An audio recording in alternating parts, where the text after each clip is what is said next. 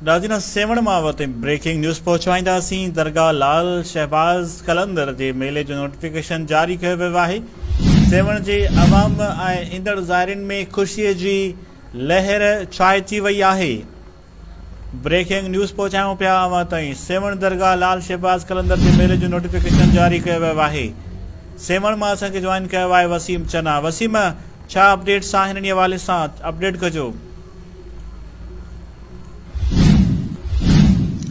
जी बिल्कुल, सेवन शरीफ हज़रत लाल शहबाज़ कलंदर जे मेले बाबति नोटिफिकेशन जारी। सेवण जे शहरी में ख़ुशीअ जी लहर ऐं डिप्टी कमिश्नर जामशरो फरीदुन मुस्तफ़ा चयो आहे त उर्स मुबारक में शिरकत कंदड़ ज़ाइरनि खे सिहत, पीअण जे पाणी समेत हर मुमकिन सहूलियतूं ॾिनियूं वेंदियूं ऐं कोरोना वैक्सीन कार्ड चेक करण बैदि ज़ाइरनि खे शहर में दाख़िल थियण जी इजाज़त ॾिनी वेंदी। कोरोना कार्ड न रखंदड़ ज़ाइरनि खे वापसि कयो वेंदो ऐं इंडस हाईवे ते मुसाफ़िरनि जी सहूलियत लाइ तिबी इमदाद कैंप लॻाए वेंदियूं। मेले दौरान तलान में विझण ते सख़्त पाबंदी हूंदी ऐं 144 कलम लागू कयो वेंदो। जी वॾी महिरबानी वसीम इन हवाले सां अपडेट करण